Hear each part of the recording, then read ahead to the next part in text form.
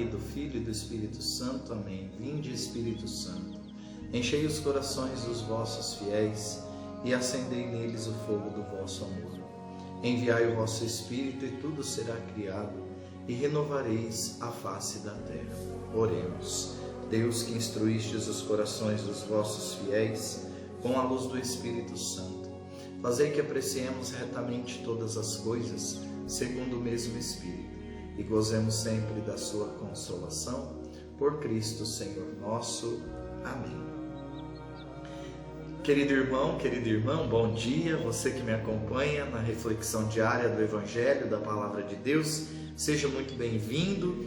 Que você possa hoje, nessa terça-feira, já entrando na sexta semana da Páscoa, nos aproximando da festa da Ascensão e aguardando a vinda do Espírito Santo sobre cada um de nós, sobre toda a igreja, sobre toda a terra, para renovar a face da terra, que você possa então se sentir no dia de hoje escolhido por esse mesmo Espírito Santo. Você que por acaso entrou aqui hoje nesse canal sem saber muito o que estava acontecendo, que você se sinta amado e acolhido por mim, em nome de Jesus, obviamente. Que você possa então curtir esse vídeo, como aqueles que já fazem parte do canal, aqueles que já são aqui nossos amigos no canal, nossos assinantes do canal, que você possa então também, você, irmão, usar esse vídeo no dia de hoje para restaurar a sua fé e a sua esperança em dias melhores. A você que está chegando, eu peço a você, se você gostou, se inscreva no canal, compartilha, curte, faça deste canal o seu canal. E a você que já é meu amigo, já é meu assinante, que você possa também comentar, compartilhar com seus contatos, com seus parentes, com seus amigos, a fim de que a palavra de Deus possa cada vez mais circular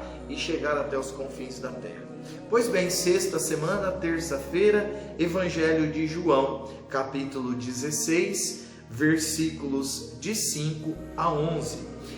É importante nós sabermos que esse evangelho, esse capítulo, aliás, e esta semana toda, no geral, é uma semana muito intensa, muito densa. Os evangelhos são bem complicados, bem profundos.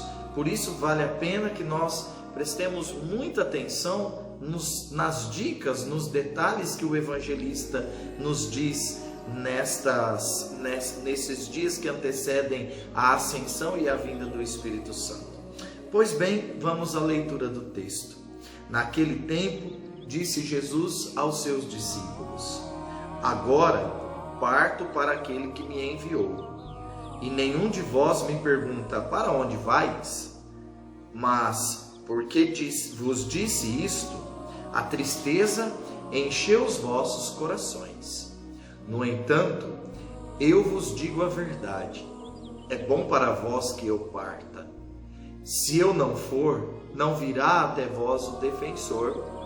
Mas, se eu me for, eu vô-lo mandarei. E quando vier, ele demonstrará ao mundo em que consistem o pecado, a justiça e o julgamento. O pecado, porque não acreditaram em mim. A justiça, porque vou para o Pai, de modo que não mais me vereis. E o julgamento, porque o chefe deste mundo já está condenado. Palavra da salvação. Glória a vós, Senhor.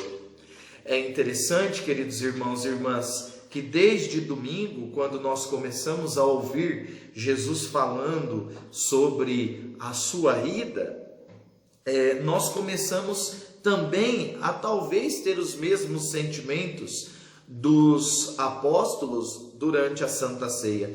Puxa vida, mas por que Jesus teria que ter ido? Por que Jesus teve que voltar para o Pai? Antes de mais nada, para nos mostrar que nós, nem ele e nem nós, pertencemos a este lugar, pertencemos a esta terra. Segundo, porque se Jesus tivesse permanecido, nós talvez teríamos desenhado Deus projetado Deus segundo a nossa concepção de Deus, segundo nossa imagem, a nossa semelhança. E é o contrário, nós é que fomos projetados e criados à imagem e semelhança de Deus. Correria um certo risco de nós então humanizarmos, num sentido muito, até mesmo entre aspas desta palavra, humanizarmos o verdadeiro rosto de Deus. Não que Jesus, que Deus não fosse humano em Jesus, não é isso que eu estou dizendo, mas talvez de colocarmos Deus nos padrões humanos, em caixas, em caixotes humanos. Nesse sentido, a palavra humanizar. Terceiro, porque não seria possível que Jesus e o Espírito Santo estivessem juntos no mesmo lugar, a saber, aqui entre nós, ou melhor ainda, habitando no nosso ser, no nosso coração.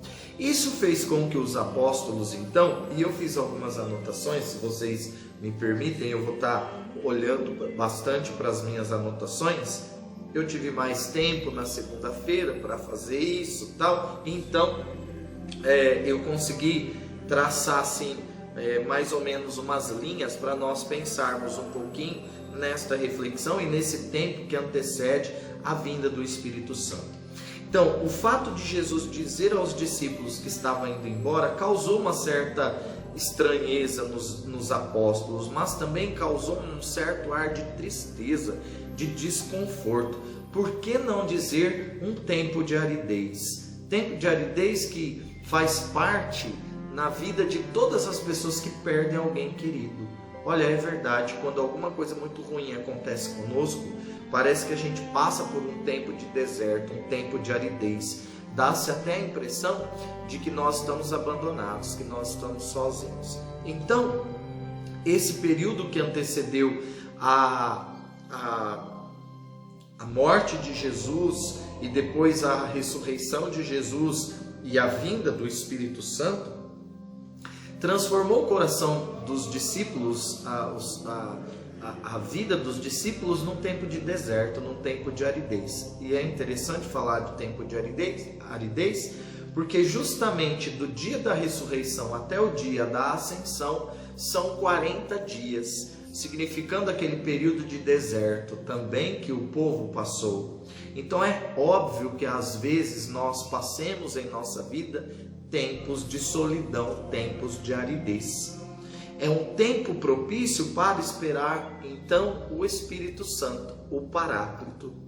E aqui nós temos que entender um pouquinho, e talvez essas 2 semanas, esta e a próxima semana, seja para nós católicos, para nós cristãos, entendermos um pouquinho quem é esse Espírito Santo, qual é o papel desse Espírito Santo em nossa vida. Talvez eu lance a pergunta para você agora. Você sabe, querido irmão, querida irmã, qual é o papel do Espírito Santo em sua vida?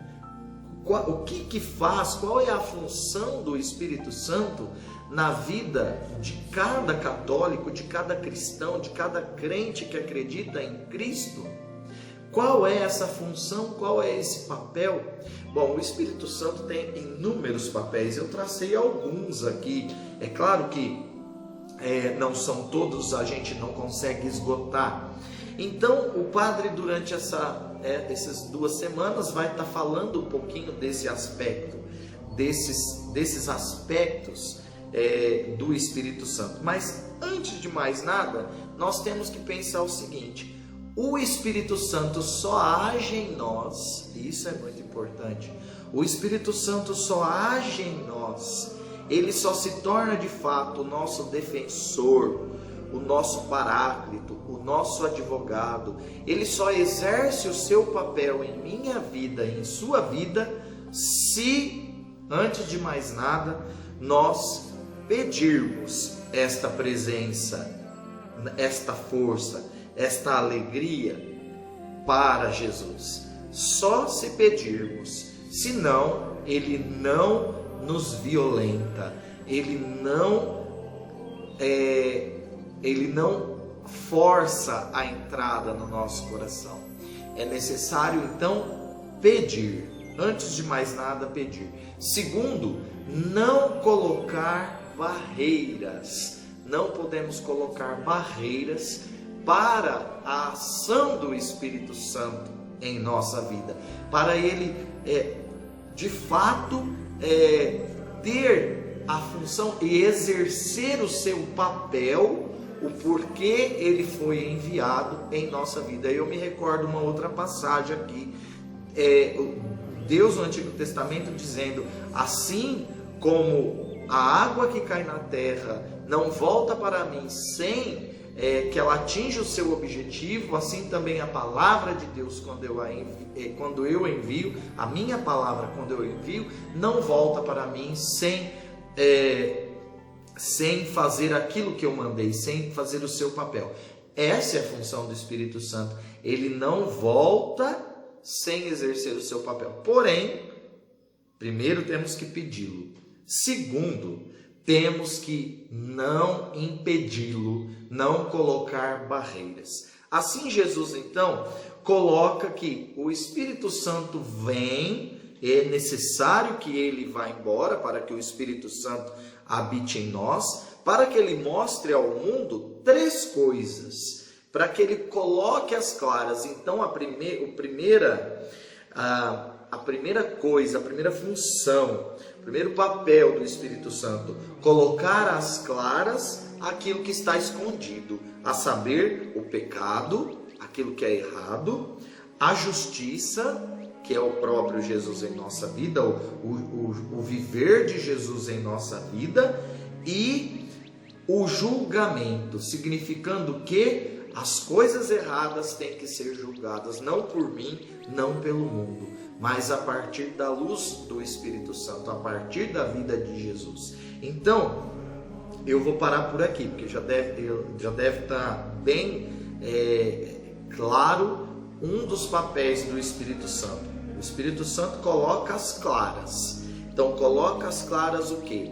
A minha ação errada no mundo, o meu pecado, aquilo que eu faço que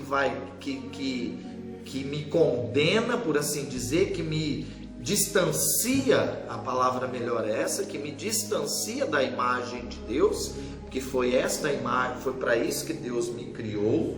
Então, o pecado, a justiça, isto é, a forma como Jesus viveu. Então aí eu comparo a minha vida com a vida de Jesus e falo: opa, peraí, não estou vivendo de acordo com Jesus. E o julgamento, isso é aquilo que o próprio Jesus me julgando e determina em relação ao meu destino final, que não pode ser este mundo, que tem que ser o céu. Porém, se eu continuo caminhando no pecado, o julgamento já está prescrito. O que vai acontecer comigo, eu já sei, e você também sabe. Bom, tem muita coisa para ser falada durante essa semana.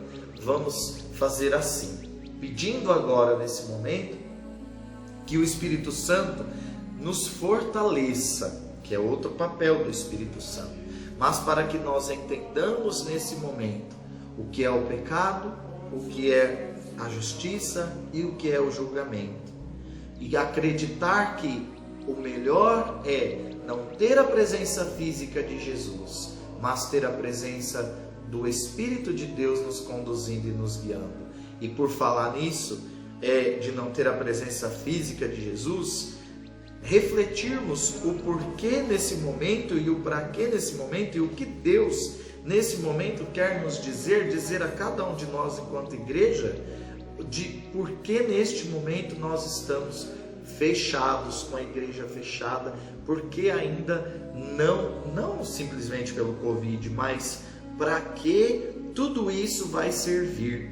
Qual o ensinamento que eu devo tirar de toda essa ausência da vida sacramental?